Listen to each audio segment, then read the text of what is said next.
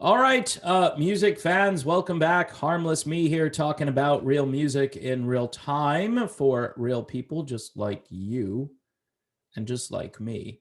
Last night, I went through the list of nominees for this year's Rock and Roll Hall of Fame induction ceremony. I think it's still being held in Cleveland, Ohio. I don't know if it's going to be a live event. I'm not sure if they're going to allow anyone in. Um, Last year's was a complete debacle. They lost a ton of publicity.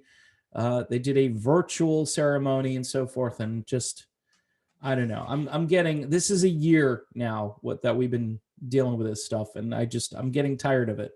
You know, there are ways to do this, and if you want to take all the precautions and so forth, you can still do that and still have a ceremony and still give trophies away.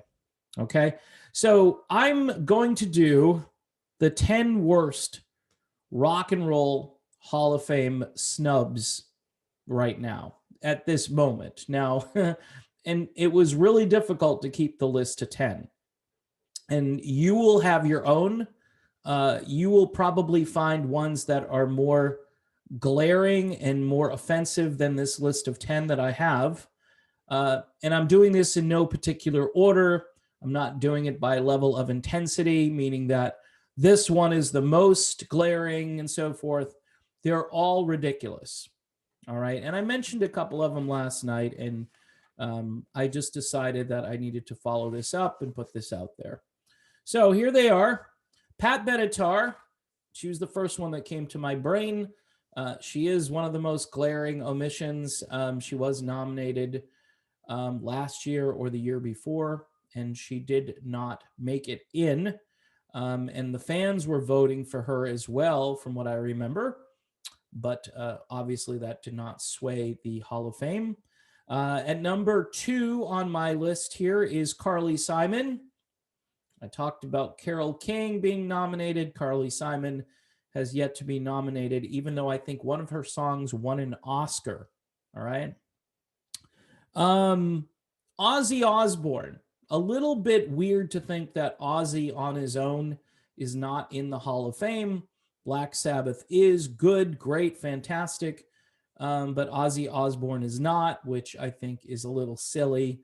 I mean, he is bigger than life. His catalog is massive. His impact is eternal. Am I the biggest Ozzy fan on the planet? No. But there's just no reason. There's just no reason I can think of as to why Ozzy is not in the Rock and Roll Hall of Fame. The Jay Giles Band. Again, my New England bias coming through a little bit here. Their catalog during the 1970s is very impressive. They finally broke out in the 80s and then broke up after they broke out. Amazing talent. One of the best front men in the history of rock music. His name, of course, is Peter Wolf. And this band is slowly being forgotten about because, their namesake passed away a few years ago, who was actually the guitar player. His name is Jay Giles, obviously, and they named the band after him.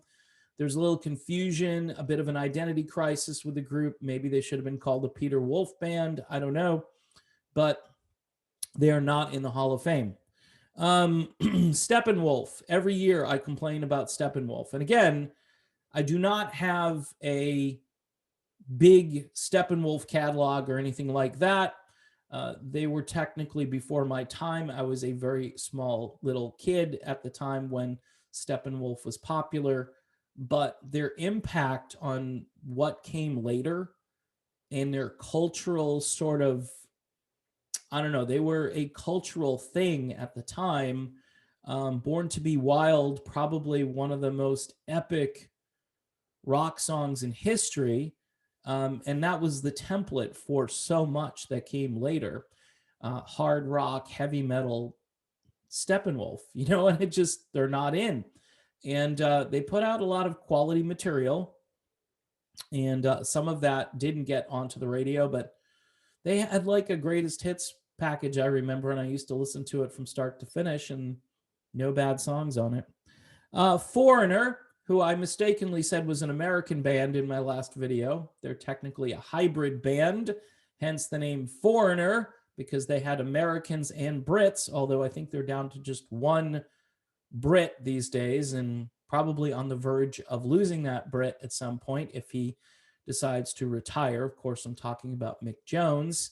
I did play a video that Lou Gramm did. He did an interview with a radio station or a television station, and he explained as to why Foreigner wasn't ever going to get into the Rock and Roll Hall of Fame. Needless to say, they probably should still be in the Hall of Fame despite offending the Hall of Fame committee or whatever happened.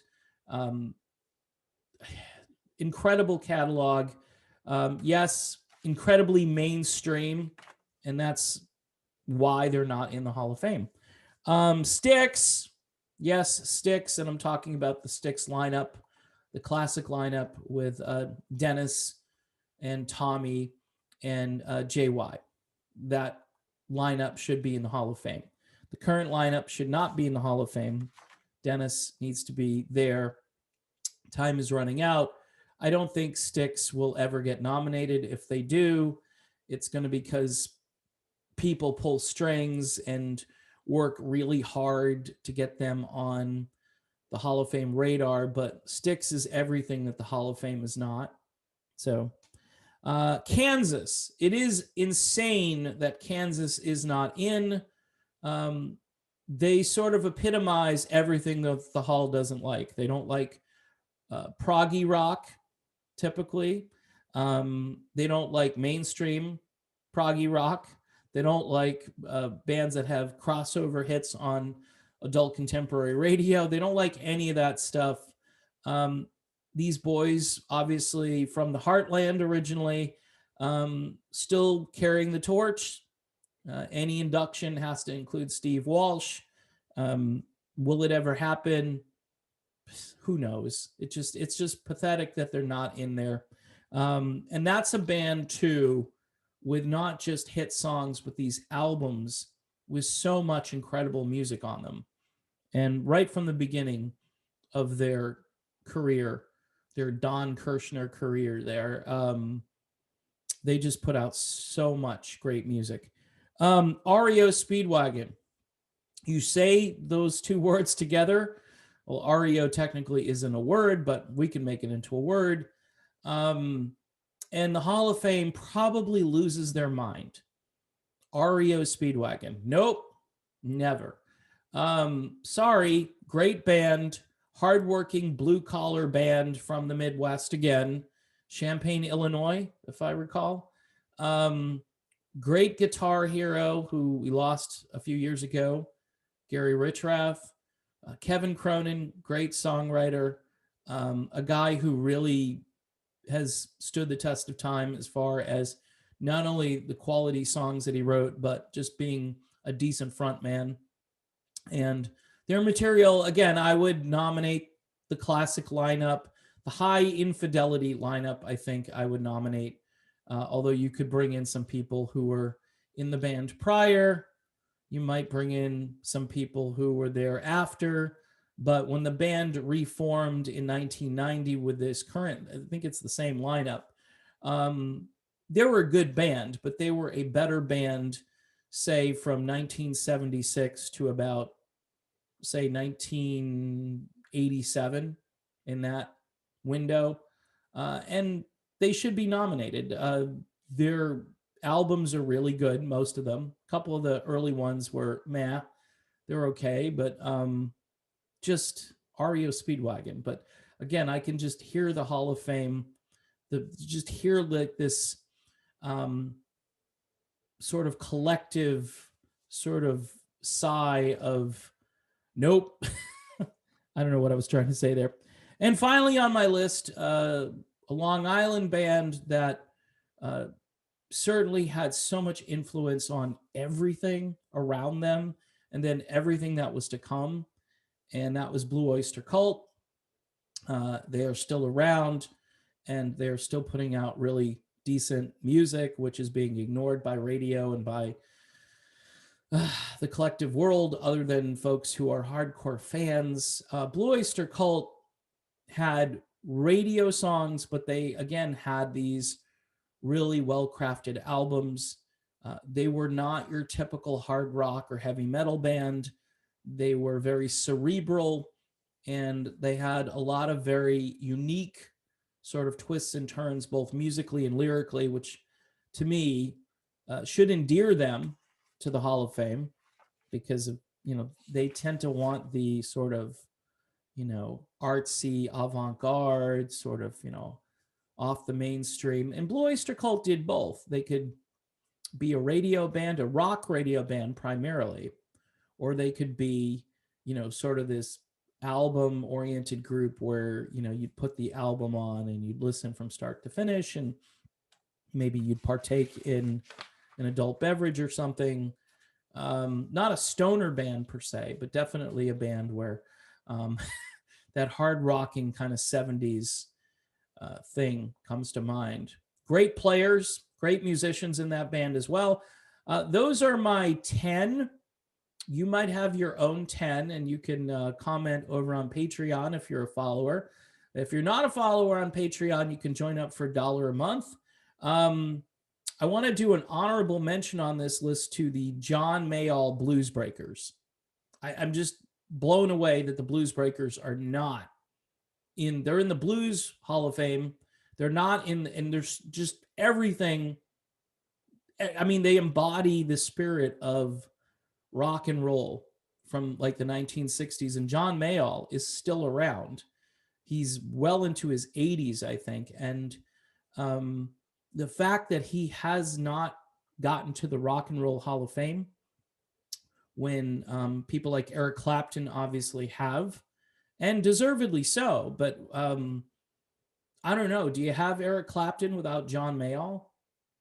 Don't know. Do you have Cream without John Mayall? And all of that influence and all of those bands at that time, the Blues Breakers were like the band that everybody wanted to kind of be like, and the problem with the Blues Breakers is they stuck to their template.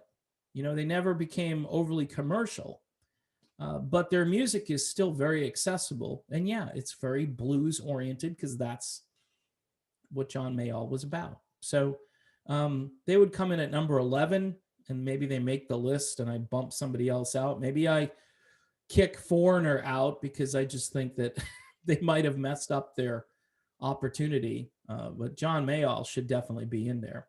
At least nominate some people that are more plausible than the things that you're putting together each year, which you have to kind of go through the list and say, yeah, I guess I could see why you'd nominate this group. But then you're thinking to yourself, I wouldn't have nominated that group or that artist.